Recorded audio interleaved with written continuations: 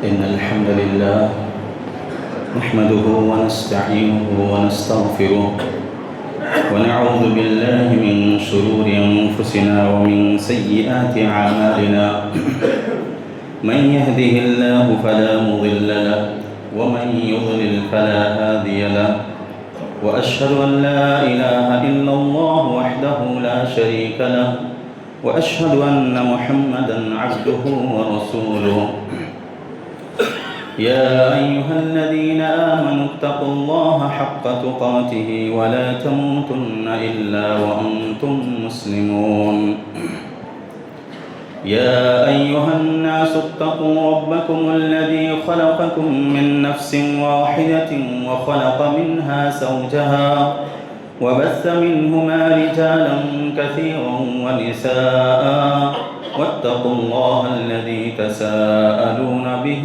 والأرحام إن الله كان عليكم رقيبا يا أيها الذين آمنوا اتقوا الله وقولوا قولا سديدا يصلح لكم أعمالكم ويغفر لكم ذنوبكم ومن يطع الله ورسوله فقد فاز فوزا عظيما أما بعد فإن خير الحديث كتاب الله وخير الهدي هدي محمد صلى الله عليه وسلم وشر الأمور محدثاتها وكل محدثة بدعة وكل بدعة ضلالة وكل ضلالة في النار أعوذ بالله من الشيطان الرجيم بسم الله الرحمن الرحيم قاف والقرآن المجيد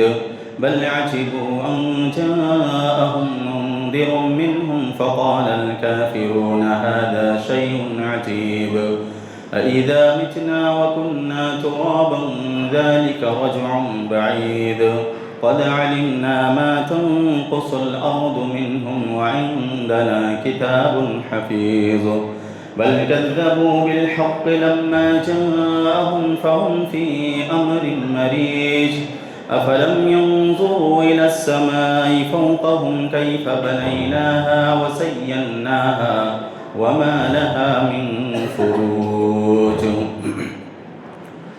قال الله تبارك وتعالى في القرآن العظيم أعوذ بالله من الشيطان الرجيم اقرأ باسم ربك الذي خلق خلق الإنسان من علق اقرأ وربك الأكرم الذي علم بالقلم علم الإنسان ما لم يعلم معزز سامعین و خواتین اسلام، آپ حضرات کے سامنے جو 5 آیتیں پڑھی گئی ہیں، یہ 5 آیتیں قرآن حکیم کی سب سے پہلے اترنے والی آیتیں ہیں۔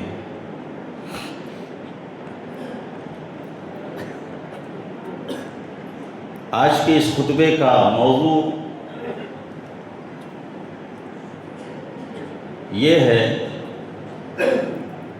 کہ نبی کریم صلی اللہ علیہ وسلم کی تعلیمی جد و جہد کیسی تھی۔ آج اسی موضوع پر کچھ باتیں عرض کرنے کی کوشش کروں گا انشاءاللہ۔ اللہ کے نبی جناب محمد رسول اللہ صلی اللہ علیہ وسلم نبی بنائے جانے سے پہلے ہی آپ غار حرا میں جاتے تھے اور وہاں پر اللہ کی عبادت کیا کرتے تھے، ذکر و اذکار میں لگے رہتے تھے، آپ صلی اللہ علیہ وسلم کے پاس ایک دن ایک فرشتہ آتا ہے. حضرت جبریل علیہ السلام آتے ہیں اور کہتے ہیں کہ اللہ کے نبی صلی اللہ علیہ وسلم، اے محمد اقرا، پڑھیے. آپ صلی اللہ علیہ وسلم پڑھے لکھے نہیں تھے اور آپ سے کہا جا رہا ہے کہ پڑھیے. اللہ کے نبی صلی اللہ علیہ وسلم نے جواب دیا، کہا ما انا بقاری، میں پڑھا لکھا نہیں ہوں. حضرت جبرائیل علیہ السلام نے آپ کو دبوچا اور پھر کہا اقرا، پڑھیے. اللہ کے نبی صلی اللہ علیہ وسلم کا جواب پھر وہی آتا ہے، ما انا بقاری، میں پڑھا نہیں ہوں، میں پڑھا ہوں نہیں. حضرت جبرائیل نے آپ کو پھر سے دبوچا، تیسری بار زور سے دبوچا اور کہا پڑھیے، اقرا بسم ربک الذی خلق، خلق الانسان من علق، اقرا ربک الاکرم الذی علم بالقلم، علم الانسان ما لم يعلم. پڑھیے اپنے رب کے نام سے جس نے پیدا کیا، اپنے رب کے نام سے جس نے پیدا کیا. اقرا بسم ربک الذی خلق، خلق الانسان من علق، جس نے انسان کو خون کے لوتھڑے سے پیدا کیا.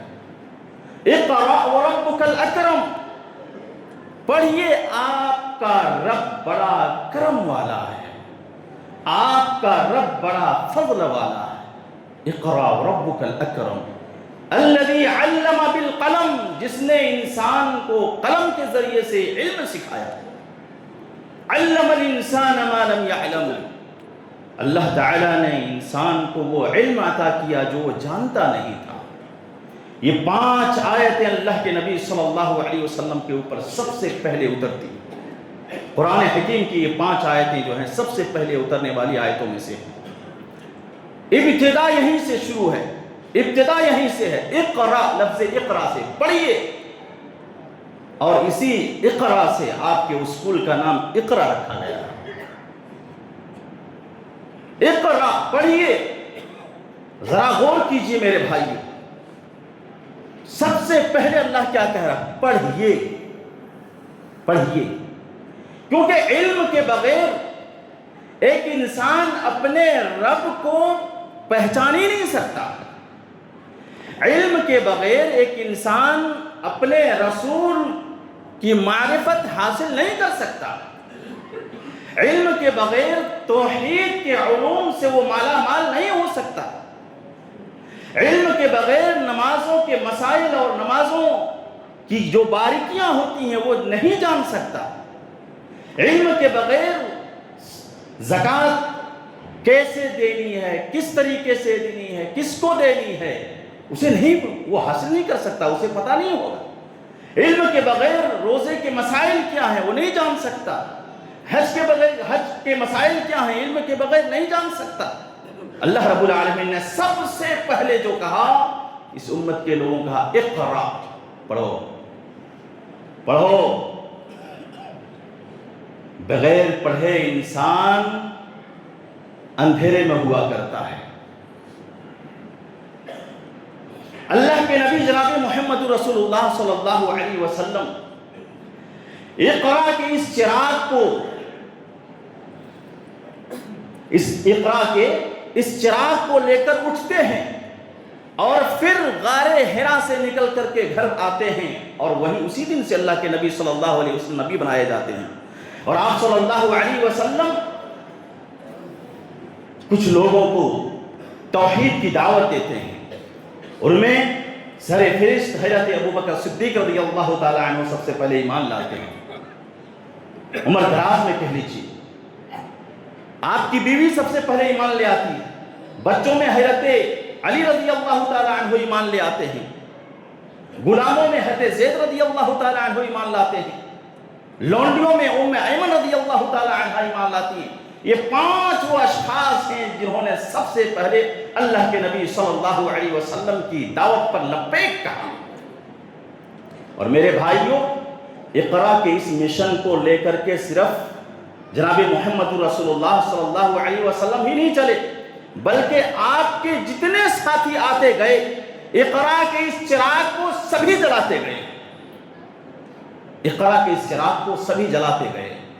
اللہ کے نبی صلی اللہ علیہ وسلم نے اقرا کے اس چراغ کو حضرت ارقم بن ارقم رضی اللہ تعالی عنہ کے گھر میں آپ جلاتے رہے۔ میرے بھائیوں غور کیجئے گا حضرت ارقم بن ارقم رضی اللہ تعالی عنہ کے بارے میں۔ حضرت ابوبکر صدیق رضی اللہ تعالی عنہ کی کوششوں سے حضرت ارقم بن ارقم رضی اللہ تعالی عنہ اسلام لاتے ہیں، اور جانتے ہیں یہ کون ہیں؟ یہ ایک نوجوان صحابی رسول ہیں، صرف 16 سال کی عمر ان کی ہوتی ہے، صرف 16 سال۔ کتنی؟ 16 سال، یاد رکھیے گا۔ اور خصوصاً نوجوانوں سے میں کہوں گا کہ 16 سال کی عمر کو یاد رکھنا، 16 سال کی عمر جس میں آپ صرف کھیلتے ہیں، صرف عیش پرستی میں آپ کی زندگی گزرتی ہے، گلیوں میں محلوں میں آپ جو ہے ادھم مچاتے ہیں، ایسی عمر میں حضرت ارقم بن ارقم رضی اللہ تعالی عنہ نبی کریم جناب محمد رسول اللہ صلی اللہ علیہ وسلم کے لیے یا اسلام کی تبلیغ کی خاطر، علم کو بڑھانے کی خاطر اپنے گھر کو جناب محمد رسول اللہ صلی اللہ علیہ وسلم کو وقف کر دیتے ہیں، دے دیتے ہیں کہ اللہ کے نبی صلی اللہ علیہ وسلم اقرا کے اس مشن کو اس گھر کے ذریعے سے لوگوں تک پہنچائیے۔ اللہ اکبر۔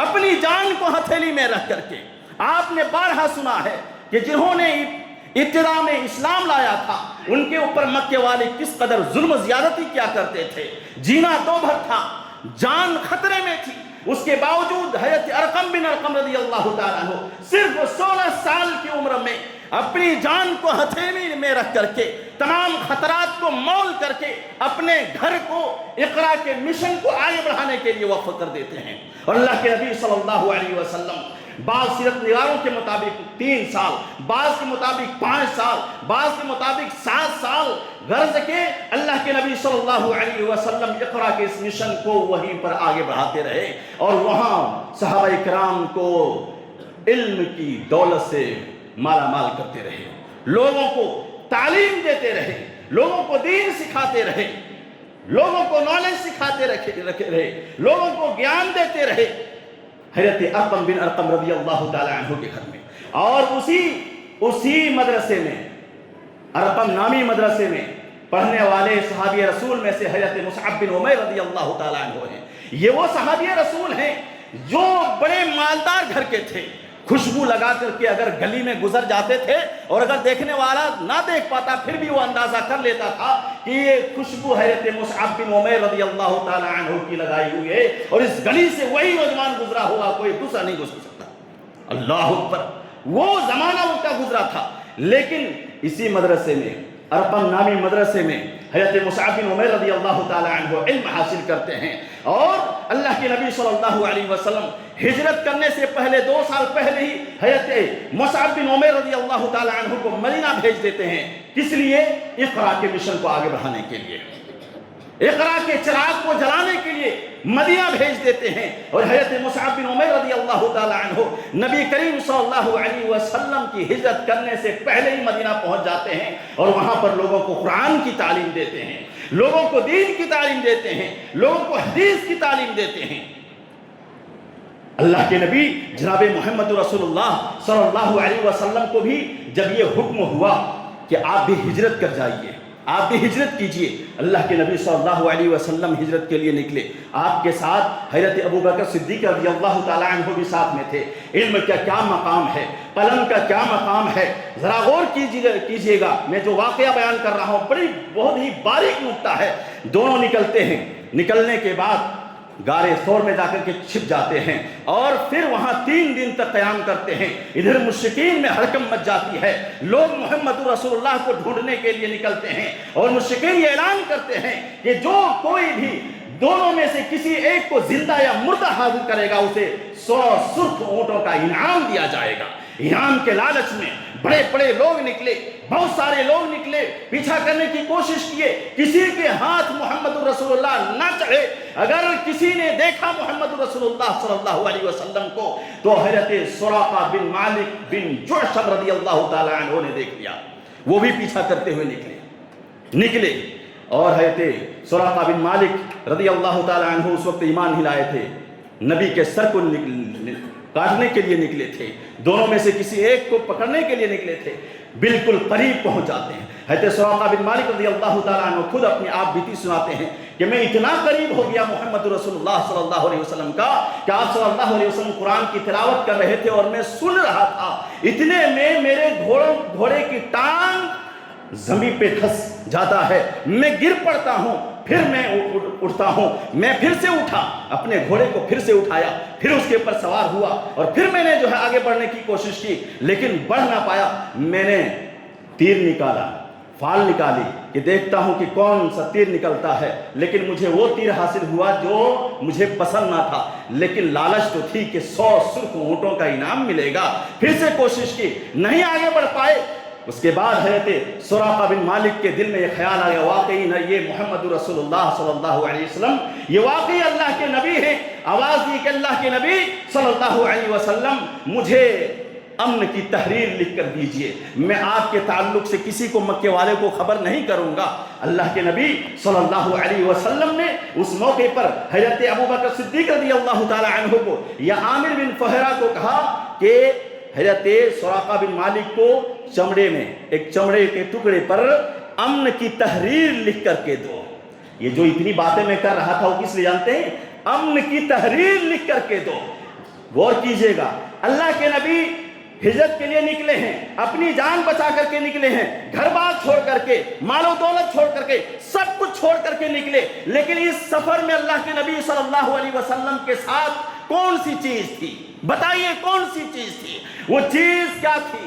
وہ چیز قلم اور دوات آپ ساتھ میں لے کے نکلے تھے۔ اللہ اکبر!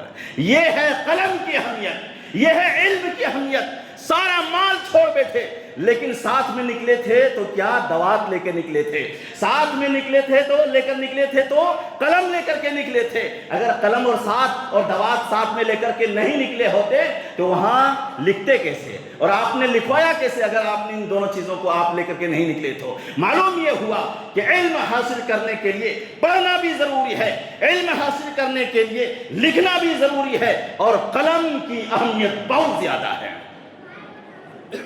اللہ کے نبی صلی اللہ علیہ وسلم اب ہجرت کر کے مدینہ کی طرف جا رہے ہیں۔ مدینہ پہنچے، مدینہ جب پہنچے سب سے پہلے اللہ کے نبی صلی اللہ علیہ وسلم نے مسجد نبوی کی تعمیر کرائی، مسجد نبوی کی تعمیر کرائی۔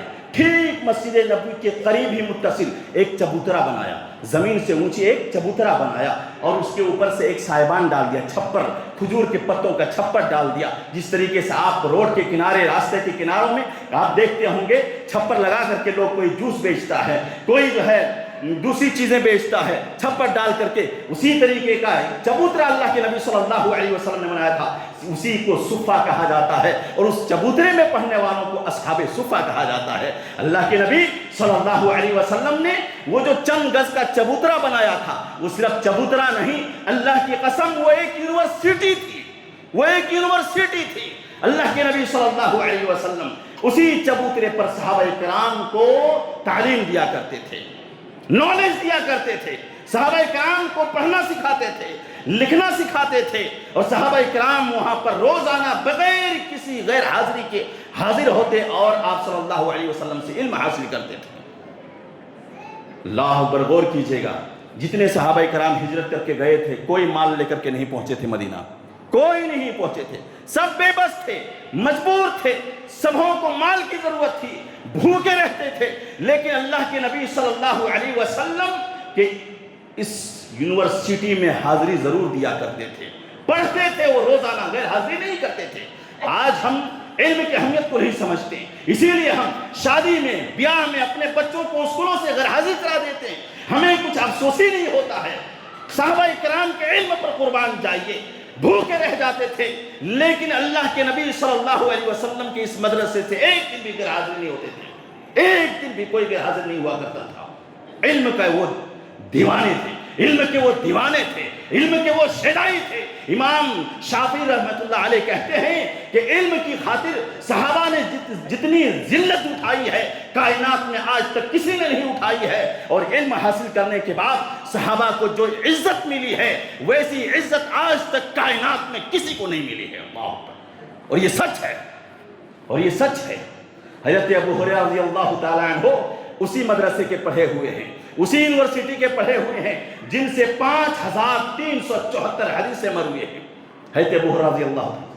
اور وہ کہتے ہیں صحابہ کہ اصحاب صفہ کی حالت یہ تھی کہ وہ بھوکے رہتے تھے لیکن نبی صلی اللہ علیہ وسلم کے پاس بیٹھ کر کے علم حاصل کرتے تھے۔ آج کیا یہ جوش، یہ جذبہ ہمارے اندر ہے؟ یہ جوش اور یہ جذبہ ہمارے بچوں کے اندر ہے؟ نہیں ہے۔ انہیں بتانے کی ضرورت ہے کہ علم یوں ہی نہیں ملا کرتا، علم کے لیے بڑی قربانیاں دینی پڑتی ہیں۔ حضرت ابو ہریرہ رضی اللہ تعالیٰ عنہ کہتے ہیں 3 دن سے میں بھوکا تھا۔ ایک واقعہ سناتا ہوں کا، کہتے 3 دن سے میں بھوکا تھا، اللہ کی قسم چل رہا تھا تو میں دائیں جھکتا تھا، بائیں جھکتا تھا، ادھر گرتا تھا، ادھر گرتا تھا، گرتے پڑتے میں صفحہ چبوترے تک پہنچا اور میں نے دیکھا کہ اللہ کے نبی صلی اللہ علیہ وسلم کے ارد گرد صحابہ کرام ہیں، علم حاصل کرنے والے طالب علم ہیں، سب بھوکے تھے۔ آپ کے پاس ہدیے میں 2 سرید آیا تھا، سرید کا 2 پیالہ ہدیے میں آیا تھا۔ آپ صلی اللہ علیہ وسلم سب کو تھوڑا تھوڑا کر کے کھلا رہے تھے۔ حضرت ابو ہریرہ رضی اللہ تعالیٰ عنہ کہتے ہیں جب میں وہاں پہنچا میں بھوک سے نڈھال تھا، میں سوچا کیسے نبی صلی اللہ علیہ وسلم کی نظر میرے اوپر پڑے گی کہ آپ بلائیں گے کہ ابو ہریرہ ادھر آؤ۔ حضرت ابو ہریرہ کہتے ہیں میں پنجوں کے بل یوں کھڑا ہو گیا کہ اللہ کے نبی صلی اللہ علیہ وسلم کی نظر میرے اوپر پڑ جائے اور مجھے بلا دے کہ ابو ہریرہ تم بھی ادھر آ جاؤ۔ کہتے ہیں میں نے بار بار کوشش کی لیکن اللہ کے نبی صلی اللہ علیہ وسلم نے مجھے نہیں بلایا، سبوں کو کھلا دیا۔ آخر میں جو پیالہ تھا آپ نے اپنی انگلیوں سے پیالے میں لگے ہوئے کھانے کو جمع کیا۔ حضرت ابو ہریرہ کہتے ہیں اللہ کی قسم کھا کے کہتا ہوں بمشکل وہ 1 لقمہ ہوگا۔ پیارے نبی نے کہا ابو ہریرہ کہو بسم اللہ، اللہ کے نام لو اور بسم اللہ کہہ کر کے کھاؤ۔ ابو ہریرہ رضی اللہ تعالیٰ عنہ کہتے ہیں میں نے بسم اللہ کہا اور پھر اس برتن کو چاٹ چاٹ کے میں نے اس میں جو کھانا لگا تھا میں کھاتا گیا۔ کہتے ہیں میں شکم سیر ہو گیا لیکن پیالے کے اندر اسی طریقے سے لقمہ پڑا ہوا تھا جس طرح محمد رسول اللہ نے میرے حوالے کیا تھا۔ اللہ اکبر، ایسے علم حاصل کیا، اتنی تکلیفیں جھیلی، تب جا کر کے ابو ہریرہ رضی اللہ تعالی عنہ کو اتنا بڑا مقام ملا۔ اور آج جب بھی حدیث کی کتاب اٹھائیں گے تو آپ کو ابو ہریرہ عن ابی ہریرہ عن ابی ہریرہ عن ابی ہریرہ اسی لیے نظر آتا ہے کیونکہ ابو ہریرہ رضی اللہ تعالی عنہ کئی دن بھوکے رہ کر کے وہ علم حاصل کیا کرتے تھے، یوں ہی انہیں یہ مقام اور مرتبہ نہیں مل گیا۔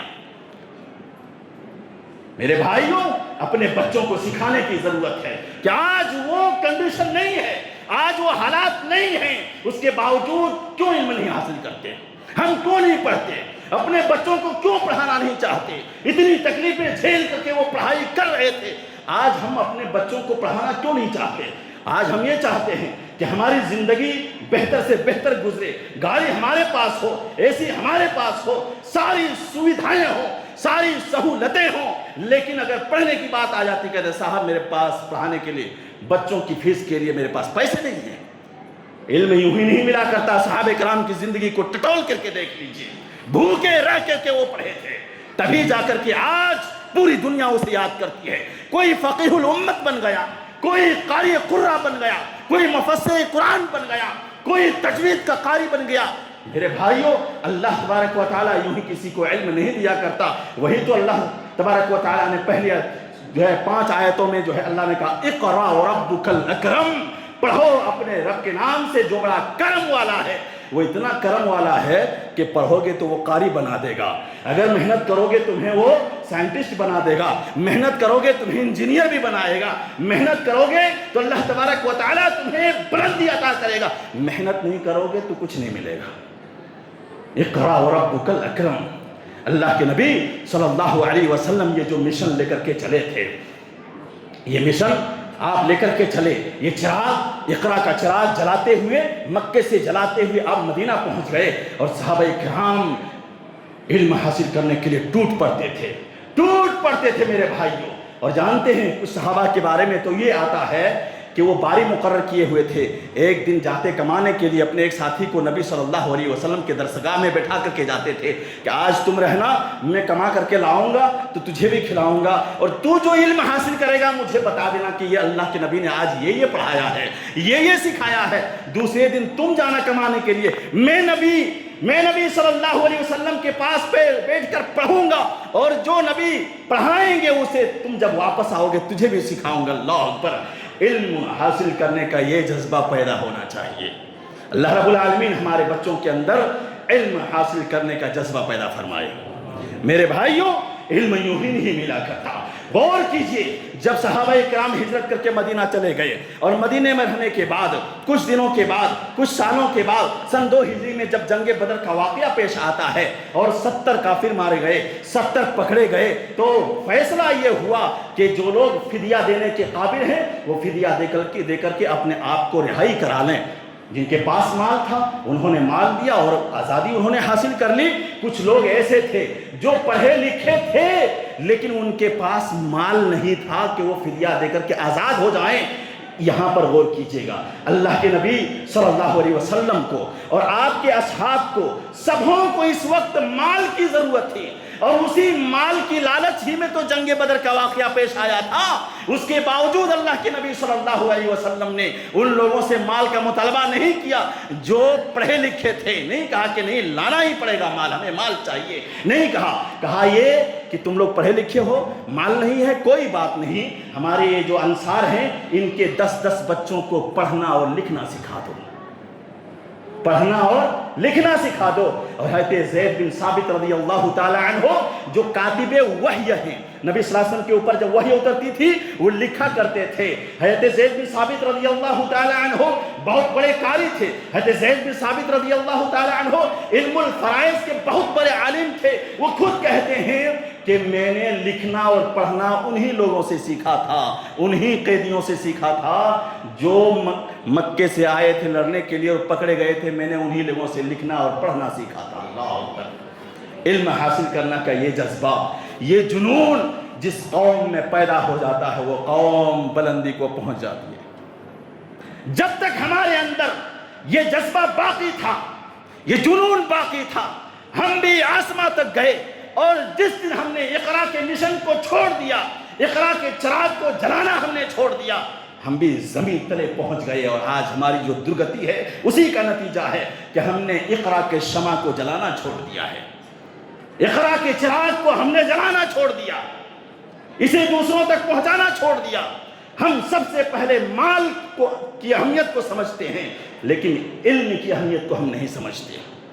میرے بھائیوں، علم بہت بڑی دولت ہے۔ یاد رکھیے، آپ کے گھر میں ساری چیزیں ہو جائیں، ساری سہولتیں ہو جائیں، سب کچھ ہو جائے، لیکن اگر اقرا کا چراغ جل نہیں رہا ہے، سمجھ لیجئے کہ آپ کے گھر میں اندھیرا ہے، اندھیرا ہے، اندھیرا ہے۔